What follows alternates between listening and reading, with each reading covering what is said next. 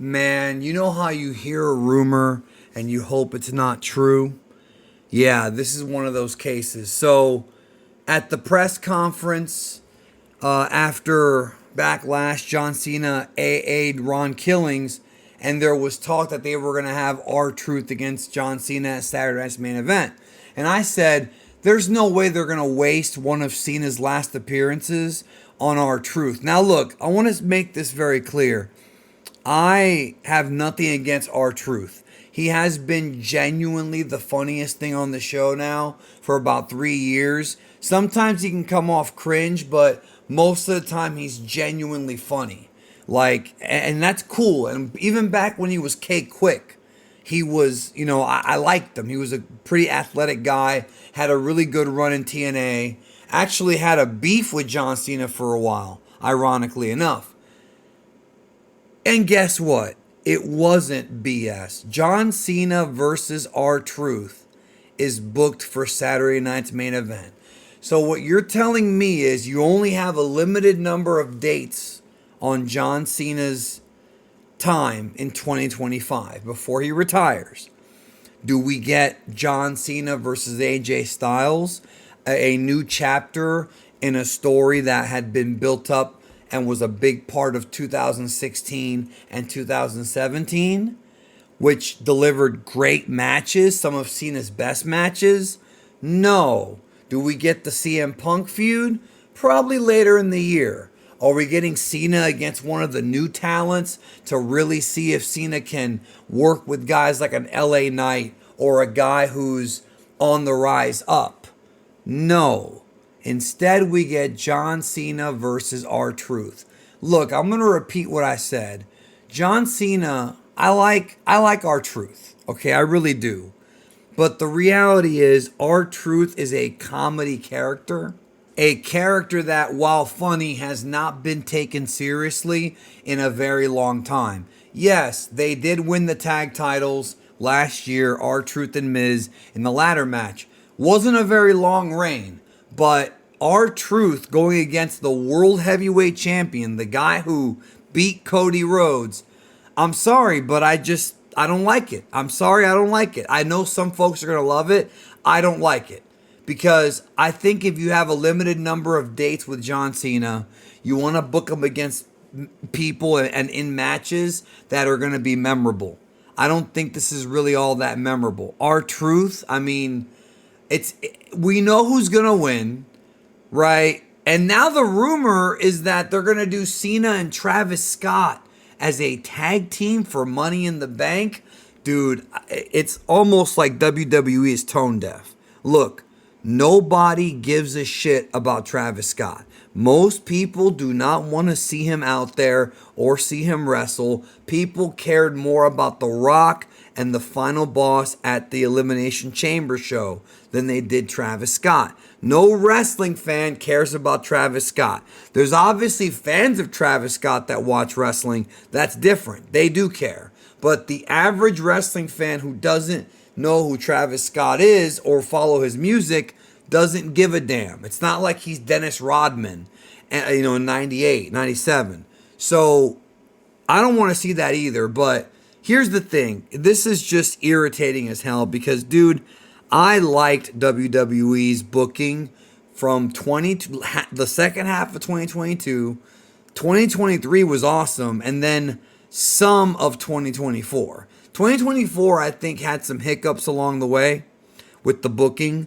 I think 2023 so far has been the strongest year for Triple H, in the Paul Levesque era. But this is ridiculous. Now, here's the thing. Let's just keep it a buck here. The build-up to WrestleMania this year was not very good. Couple of the matches had good build-up, but for the majority of them, it just wasn't anywhere near on the level of the previous 2 years.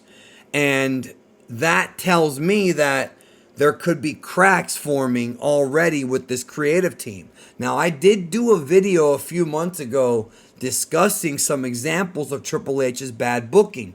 I do think that he has still been a better booker than Tony Khan for the most part, not entirely. And I like so far, and I do think he's both Tony Khan and Triple H are better than Vince. This version of Vince, the old senile Vince that we've had for the past 10 years. Yeah, not that Vince. This is not the same Vince McMahon when, the 80s was going on, or the Attitude Era, who was really sharp.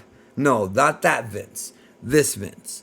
So I still would rather have him than Vince, but we're seeing a lot of issues, man. Lots of creative issues going into and out of WrestleMania. Now, if he booked this R-Truth Triple H R-Truth Cena match, come on, man. Like, I just refuse to believe he's that dense.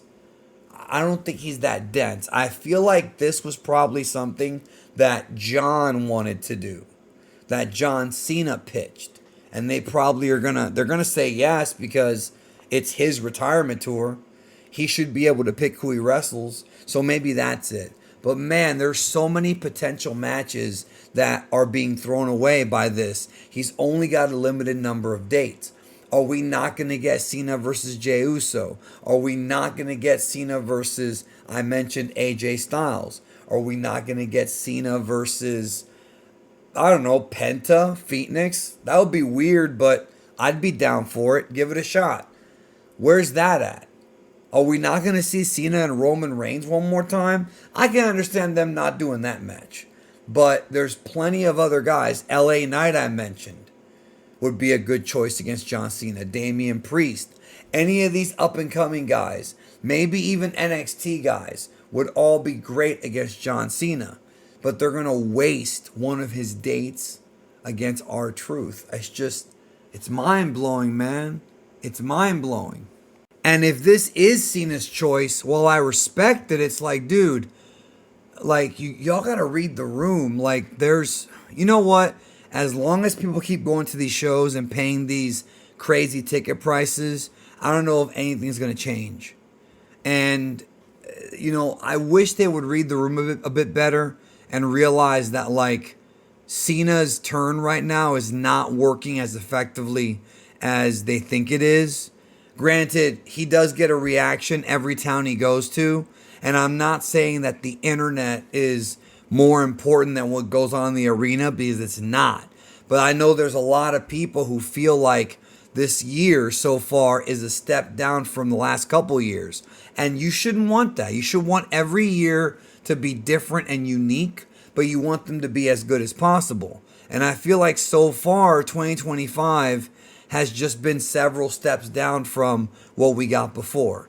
And it's a damn shame, man. It's a damn shame, because it doesn't need to be like that. It doesn't need to be like that. It needs to be, great. And I really thought when the Cena turn happened, even when I thought of doing it back in January, that it could have made for a really unique and creative year. And he does have some aspects of his character that are unique and creative, but him making this face, this like angry face all the time, just comes off like he's acting like a heel and not really a heel. Now I kind of know why Vince never turned him, and it's just not working. It's not working for me. And if it's working for you, great, man. I'm glad you're enjoying it. Genuinely. I don't watch wrestling to bitch. I hate that. I watch wrestling because I want to enjoy it. I stopped watching Dynamite because I was bitching about it every week. However, now I'm being told by a number of different people that Dynamite has improved. So I might go back and give that a try again. I probably will, probably in a couple weeks after Double or Nothing. I'm probably going to go back and give that one more chance, going into All In. So I might try Dynamite again by then. But man, SmackDown, it's 3 hours and it feels like a B show.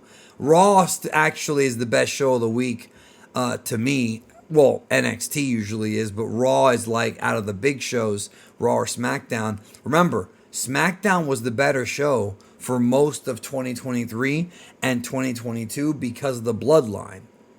That's what made SmackDown amazing. 2024, you had Cody also there. But now Raw is the best show. Either way, it's like, damn, man, like, all I want is some consistency. They really got to do something with this John Cena turn because it's just not lighting my world on fire. And R-Truth ain't the answer. I do not care. I don't care about this match. It's a waste. This match, in my opinion, is a waste of John Cena's last year and a waste of my time. That's honestly how I feel. It is a waste of my time. Do you agree? Let me know. If you don't, that's okay too. Ultimately, maybe I'll change my mind on it. Maybe when I watch the actual match, it'll be entertaining. I'm sure R-Truth will try to make it entertaining. I'm sure something will happen. I hope. It's only about 30 minutes away from my house, and I'm not going. I'm not going to pay those ticket prices for like 4 matches. It's not worth it to me, man. And I'm not the only one. It's just not worth it. Anyways, what do you think? Let me know. Thank you. Talk to you soon.